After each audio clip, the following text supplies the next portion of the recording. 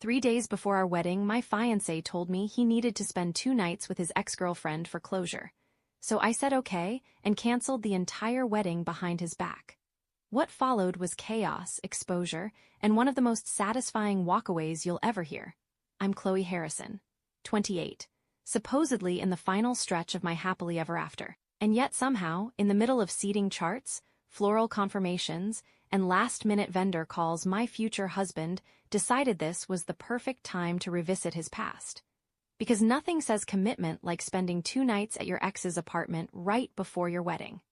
I was at my desk, double-checking the catering list, when his message came through. I can't wait to be your husband in 3 days, but I'll be staying with Jessica for a bit. We need closure. I stared at the screen, waiting for the rest. It came. Her dad is critically ill, cancer. She reached out. I couldn't ignore that. I just want to be there for her for old time's sake. Old time's sake, he kept going. I promise nothing will happen. I love you. The wedding is still on. I read that message 3 times. Jessica, the same Jessica he dated for 4 years. The same Jessica he swore he was completely over when we started dating 3 years ago. The same Jessica who, apparently, still had enough of a hold on him to summon him days before our wedding. My heart didn't shatter. It didn't race. It didn't even ache the way I expected it to. It just went quiet. Like someone had opened a window inside my chest and let all the air out. I sat there, phone in hand, understanding something with terrifying clarity. Whatever I said next would define the rest of my life. My thumbs hovered over the screen. Every instinct screamed at me to ask if he'd lost his mind. To remind him that no sane man spends nights with his ex right before getting married. To demand respect.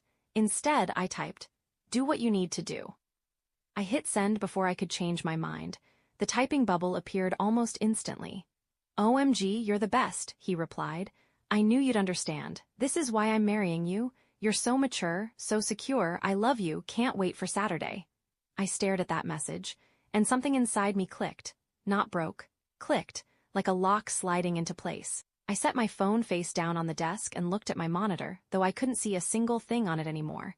Everything blurred. But inside, everything was suddenly crystal clear. I didn't cry. I didn't panic. I made a decision.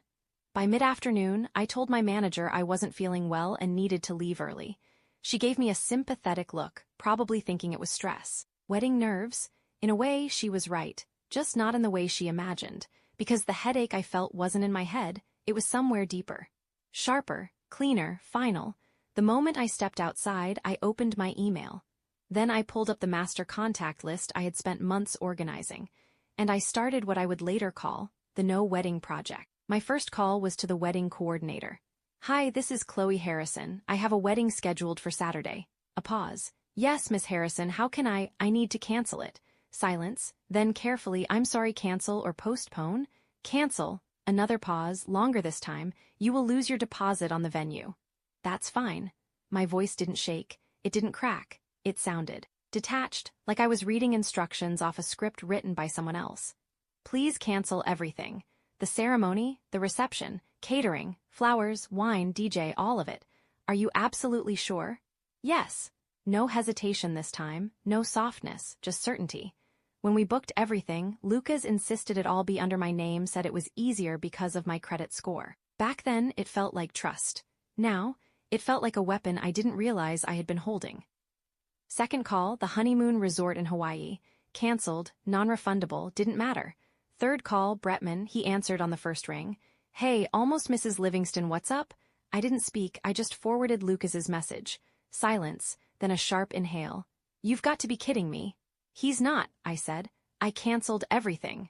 Another pause, this one heavier. "Okay," Bretman said finally, voice steady. "What do you need from me?" "Let everyone know the wedding is off." "And Lucas?" "I'll handle Lucas." By 6 p.m. it was done, every vendor contacted, every plan dismantled, every promise erased. I drove to the apartment Lucas and I shared, unlocked the door, walked in like it was any other evening, and started packing. He wasn't home. Good. I moved quickly, efficiently, not angry, not rushed, just precise. I took only what was mine. Clothes, laptop, books, my grandmother's necklace from the top drawer, the chipped mug he always teased me about. Funny how even that felt like something worth saving. When I was done, I stood in the kitchen. and placed the engagement ring on the counter. The diamond caught the last light of sunset, scattering it across the marble like nothing had changed. Like everything hadn't just ended, I grabbed a yellow sticky note, wrote 2 words, for closure. Then I placed it beside the ring. I didn't slam the door when I left, didn't cry, didn't look back. I just locked it and walked away. At Bretman's place, we ordered takeout and settled onto his couch. My phone was off, his wasn't. "Okay," he said, scrolling. "Lucas's bachelor party is officially happening." "Where?" "Rooftop bar downtown, matching shirts, bad sunglasses, peak cringe." He turned the screen toward me. Lucas stood in the middle of it all laughing, arms slung around his friends, drink in hand. Like his world wasn't seconds away from collapsing. I felt nothing, not even anger. Just distance, but that's not even the worst part. At exactly 9:23 p.m. the first crack appeared. The venue system sent the cancellation confirmation. To me and to Lucas, because of course he had insisted on being copied on everything. Organized, he said. Transparent. I almost smiled at that. At 9:31 p.m. Bretman refreshed Instagram. Alyssa's story popped up. Black background, white text. "Emergency. Does anyone know where Chloe is? Lucas is freaking out." Bretman let out a low whistle. "Showtime." His phone buzzed, then again, he checked the screen. And here we go. "Alyssa?" "Yep." He opened the message and read, "Is Chloe with you? Lucas is losing it. The venue said everything's canceled. This has to be a mistake, right?" Bretman looked at me. "Do you want me to ignore it?" I shook my head. "No." He typed, "She's here, no mistake." We watched the typing bubble appear, disappear, reappear, then, OMG, why would she do this 2 days before the wedding? Bretman didn't even look at me this time. He just typed, "Ask Lucas about Jessica." Silence, no reply, but we both knew that wasn't the end. That was just the first spark. "Ready for the storm?" Bretman asked quietly. I leaned back against the couch, listening not to the room, not to the TV, but to something building in the distance. Slow, heavy, inevitable, the kind of storm that doesn't just pass through, the kind that changes everything. For the first time in 3 years, I realized something unsettling. I wasn't heartbroken. I was ready. The storm didn't knock. It kicked the door in. About 20 minutes after Bretman sent Ask Lucas about Jessica, his phone lit up like a slot machine. "Well," he said, eyebrows climbing, "we have movement." He turned the volume up and read the next message from Alyssa. "You're overreacting and ruining his life over nothing. He's devastated. Jessica is going through a hard time. Chloe is being insane. Tell her to call him and fix this." Bretman looked at me, one eyebrow raised. Silence. I wish that was the end. It wasn't. The next wave hit. Lucas's mother, Diana, somehow got Bretman's number. His phone buzzed nonstop. 17 missed calls, voicemail after voicemail stacking up. "Your future, sorry, former mother-in-law is persistent," he muttered. He played one on speaker.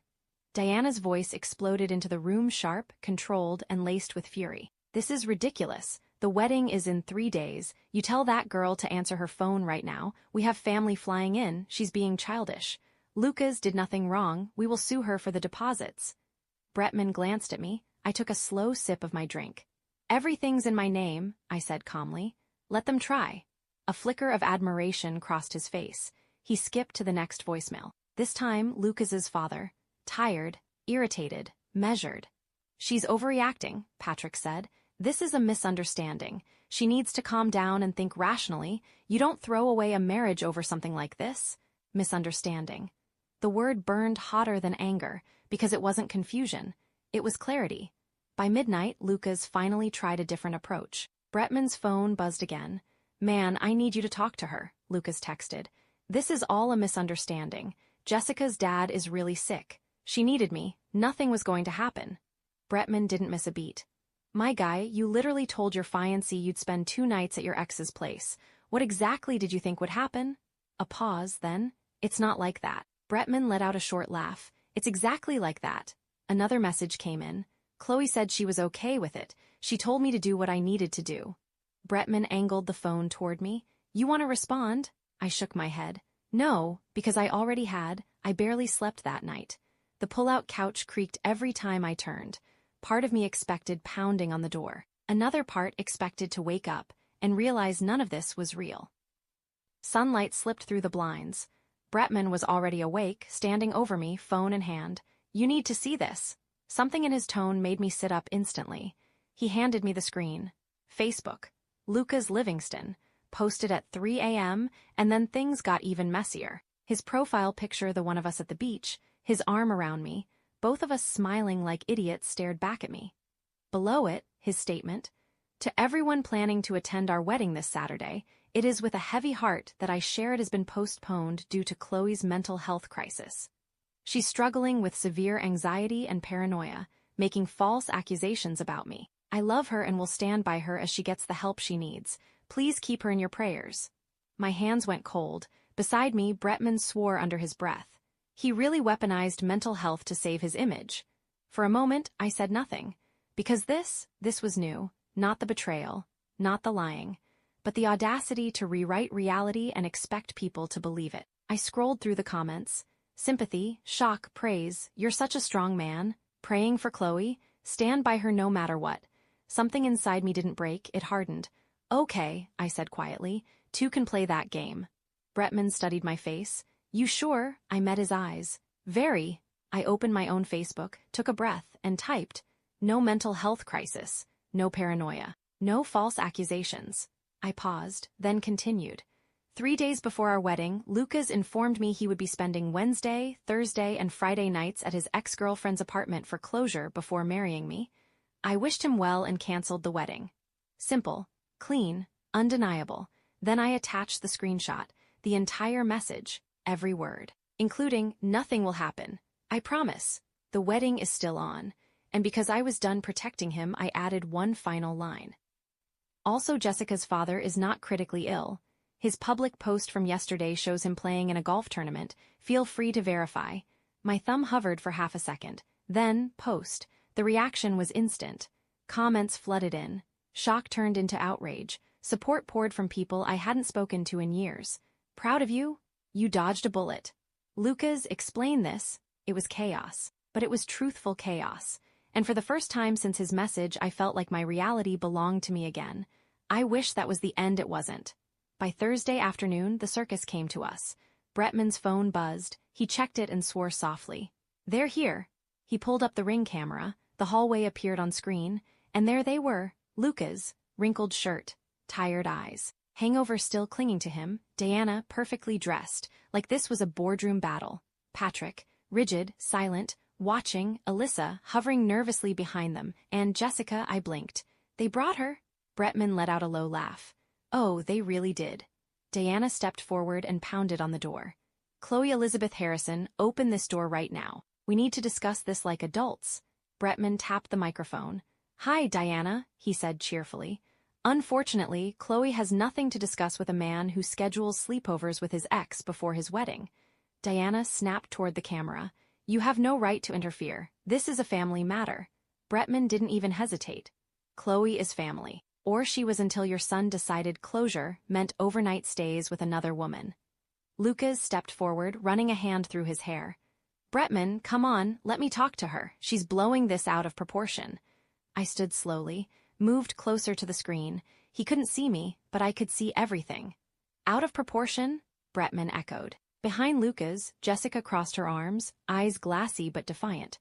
Bretman tilted his head.